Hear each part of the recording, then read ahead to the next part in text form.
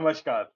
ये डेटा क्या कहता है कि एक नए एपिसोड में आप सब लोगों का स्वागत है। मैं हूं अजय प्रकाश। 3 राज्य ऐसे हैं जहां पर इस साल के अंत से पहले असेंबली के चुनाव होने जा रहे हैं। ये तीनों राज्य बहुत ही खास हैं, अहम हैं, इम्पोर्टेंट हैं बीजेपी एनडीए गठबंधन के लिए भी और इंडिया ब्लॉक के लिए भी। क्योंकि जो भी इन राज्यों का नतीजा आएगा, उससे 2025 के बाद की राजनीति वो एक तरह से डिफाइन होने जाएगी। ये 3 राज्य हैं महाराष्ट्र जिसमें 288 सीट हैं, यहाँ पे 2019 में 21 अक्टूबर के दिन चुनाव हुए थे।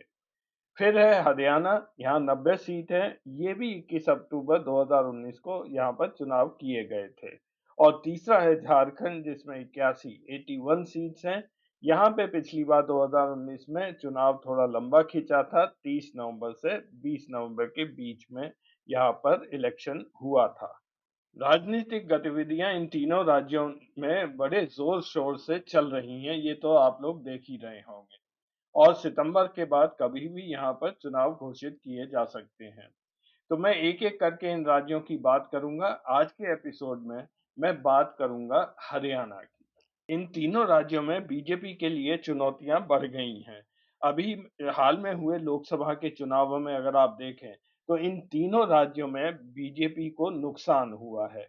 ये स्लाइड में दिखा रहा हूँ झारखंड की, जहाँ पे 2019 में बीजेपी को 11 सीट मिली थी 14 में से और कांग्रेस को केवल 1 मिली थी। वहीं 2024 के लोकसभा चुनाव में बीजेपी को 8 सीट मिली, कांग्रेस को 2 और जेएमएम को 3। महाराष्ट्र में भी स्थिति कुछ ऐसी है या उससे भी खराब है। ये एक ऐसा स्टेट है जिसे बीजेपी ने टोटली मेस अप करके रख दिया है। 2019 में बीजेपी और शिवसेना इकट्ठे चुनाव लड़े थे। बीजेपी को 23 और शिवसेना को 18 सीट्स आई थी और एनसीपी को 4, कांग्रेस को 1 आई थी। लेकिन चुनाव के बाद शिवसेना ने एनसीपी और कांग्रेस के साथ मिलकर सरकार बनाई थी, जिससे बीजेपी बहुत नाराज हो गई थी। 2024 का जो चुनाव हुआ है, उसमें कांग्रेस को 13, उद्धव ठाकरे शिवसेना को 9 और एनसीपी को 8 सीट मिली हैं। बीजेपी को केवल 9 सीट आई और शिवसेना शिंदे ग्रुप को 7। तो सिचुएशन बिल्कुल ही विपरीत हो चुकी है। लोकसभा के रिजल्ट्स को देखते हुए ऐसा लगता है कि इन तीनों राज्यों में बीजेपी का विकेट गिरने जा रहा है। हरियाणा की बागडोर लगभग साढ़े 9 साल तक इन साहब के हाथ में रही है।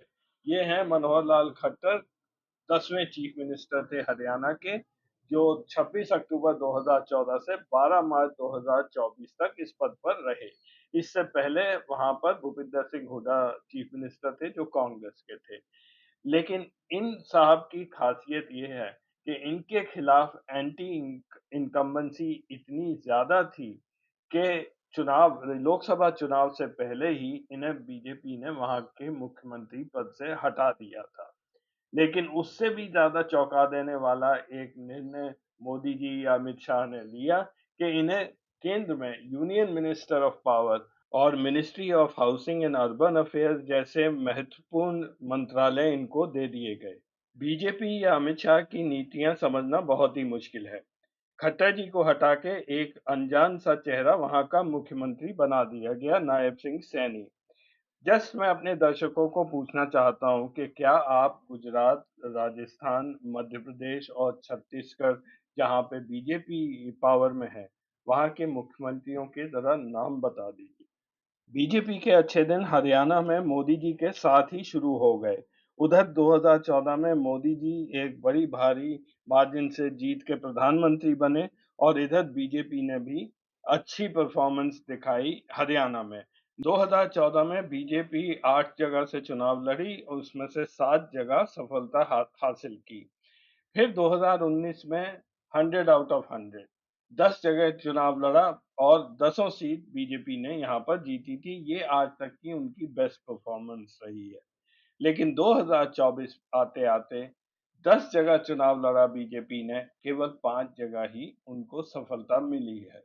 उधर कांग्रेस का 2014 में ही बीजेपी ने सफाया कर दिया था। 10 जगह कांग्रेस ने यहाँ पर इलेक्शन लड़ा था, केवल 1 ही सीट उस समय मिली थी। 2014 में 10 सीट पर कांग्रेस लड़ी और 1 भी सीट नहीं मिली और 2024 अभी जो इलेक्शंस हुए हैं, उसपे कांग्रेस 9 जगह लड़ी और 5 सीट पर उसको विजय हासिल हुई। और भी कई हरियाणा में छोटी-छोटी पार्टीज़ हैं, जिनका मैं यहाँ ज़िक्र नहीं कर रहा हूँ क्योंकि उनका रोल अब एक तरह से सिमट-सा गया है। जननायक जनता पार्टी दुष्यंत चौटाला की ये बीजेपी से अलग हो गए हैं। अब देखना है कि आने वाले चुनाव में ये कैसे लड़ेंगे स्टेट असेंबली में। मैं सिर्फ बीजेपी और कांग्रेस का ही यहाँ पर कंपैरिज़न कर रहा हूँ। इस ग्राफ में मैं वोट शेयर्स दिखा रहा हूँ पार्टियों के 2019 और 2024 के इलेक्शंस में जो लोकसभा के हुए थे। बीजेपी का वोट शेयर 2019 में 58% से थोड़ा-सा ऊपर था। ये घटकर 46% हो गया है पिछले इलेक्शन में 2024 में। लगभग 12% का ड्रॉप है जो बहुत ही सिग्निफिकेंट ड्रॉप है। और उधर कांग्रेस का वोट शेयर जो 28 साढ़े 28% था 2019 में, वो बढ़कर 43% हो गया है, उससे भी ज़्यादा। ये बढ़ोतरी यहाँ पर लगभग 15% की है। तो 12% कम बीजेपी और 15% ज़्यादा कांग्रेस।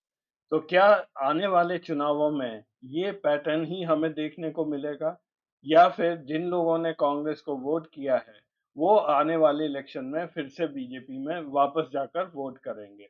अभी कहना बहुत मुश्किल है, लेकिन अगर यही पैटर्न रहा, तो इसके अनुसार तो बीजेपी को 15 से 20 से ज़्यादा सीट्स नहीं मिलने वाली हैं 90 में से आने वाले चुनाव में। ये तो हम सब जानते हैं कि लोग असेंबली के इलेक्शन में एक तरह से वोट करते हैं और लोकसभा के इलेक्शन में दूसरी तरह से। ज़रूरी नहीं है कि जिन लोगों ने एक पार्टी को वोट दिया हो लोकसभा में, वो उसी पार्टी को असेंबली में भी इलेक्शन में भी उसी को वोट दें। यहाँ पर मैं दिखा रहा हूँ हरियाणा असेंबली के वोट परसेंटेजेस बीजेपी को कितने आए और लाल रंग में उसी साल हुए लोकसभा के इलेक्शन में कितने प्रतिशत वोट मिले। 2014 में असेंबली इलेक्शन में 9% हुए और लोकसभा जो कुछ ही महीने पहले हुआ था 12%। 2014 में जिस समय मोदी जी पावर में आए, तो यहाँ लोकसभा के टाइम में 34% के करीब वोट मिले बीजेपी को और लगभग उतने ही असेंबली के चुनाव में भी मिले। जिन लोगों ने बीजेपी को लोकसभा में वोट किया, उन्होंने असेंबली में भी किया। लेकिन 2019 में लोकसभा इलेक्शन में 58% वोट बीजेपी को मिले, लेकिन असेंबली में उन सब लोगों ने वोट नहीं किया और साढ़े 36% 36.5% वोट शेयर बीजेपी का रहा असेंबलीज में। ये बढ़ोतरी केवल 3% की थी और उसका इफेक्ट आपको यहाँ देखने को मिल गया कि 2014 में बीजेपी की 47 सीट्स थी 47 जो घटकर 40 आ गई। ऐसा ही ग्राफ मैंने यहाँ पर कांग्रेस का दिखाया है। कांग्रेस का ग्राफ थोड़ा सीधा-सा है और आपस में काफ़ी कोरिलेशन है। 2009 में लोकसभा के इलेक्शन में 41.7% वोट्स कांग्रेस को मिले थे और उस इस साल असेंबली इलेक्शन में 35% 6% का ड्रॉप आया था, सीट्स आई थी 40।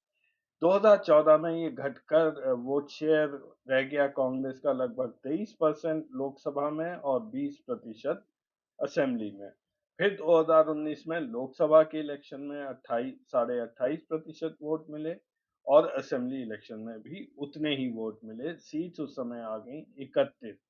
अब इस बार लोकसभा के इलेक्शन में कांग्रेस को मिले हैं 43.6% वोट। ये बहुत ही भारी जंप है और यही वजह है कि मेरे अनुमान के अनुसार ये 31 बढ़कर काफ़ी ऊपर जाने वाला है। पॉलिटिकल एनालिस्ट का ये मानना है कि कांग्रेस अगर चाहे तो भी हरियाणा में इस बार नहीं हार सकती है, ऐसी सिचुएशन पैदा हो गई है और उधर बीजेपी कोई मिरेकल ही होगा तभी वो कहीं जीत पाएगी।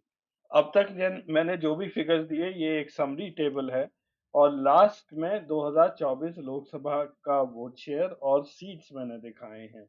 अब आप लोग ये भी कहेंगे कि मैं बोल रहा हूँ कि 43.6% वोट शेयर का वोट शेयर आया कांग्रेस का और वो असेंबली चुनाव जीत लेगी। लेकिन बीजेपी का वोट शेयर तो 46.1% था और 5 सीट्स बीजेपी को भी मिली थी। तो आने वाले चुनाव बीजेपी क्यों नहीं जीत सकती है? अब सवाल तो ये बिल्कुल सही बनता है और मेरे हिसाब से इसका केवल एक ही जवाब है और वो जवाब ये है कि बीजेपी मनोहर लाल खट्टर का बैगेज उठाए घूम रही है।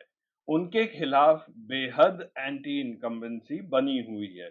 भले ही आज उनको आपने केंद्र में मंत्री बना दिया हो। 9 साढ़े 9 साल की नॉन परफॉर्मेंस या एक तरह से कहें निकम्मापन, ये बीजेपी को अब भारी पड़ रहा है।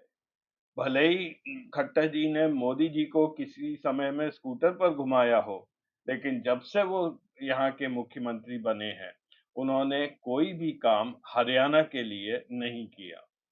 बतौर मुख्यमंत्री हरियाणा के मनोहर लाल खट्टर जी पर लगभग हर चैनल ने इस पर लेख लिखे हैं, डिजिटल मीडिया में आपको ये मिल जाएँगे, इंटरनेट पर आप सर्च कर सकते हैं।